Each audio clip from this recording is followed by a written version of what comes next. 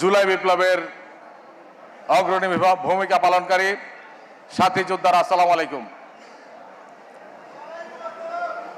আজকে সারা বাংলাদেশে হাসিনা মুক্ত বাংলাদেশ হয়েছে, আওয়ামী মুক্ত বাংলাদেশ হয়েছে, আলহামদুলিল্লাহ। আমরা এই হাসিনা মুক্ত আওয়ামী মুক্ত বাংলাদেশ চেয়েছিলাম, এ বাংলাদেশের মানুষ চেয়েছিল।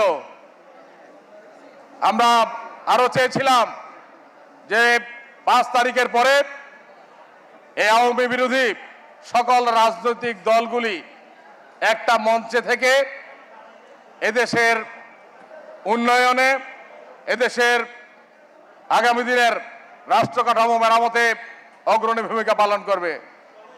কিন্তু আমরা দুঃখের বিষয়, 5 তারিখের পরে আমরা লক্ষ্য করছি এই জুলাই বিপ্লবের যারা ভূমিকা রেখেছিল সেই রাজনৈতিক দলগুলির মধ্যে আজকে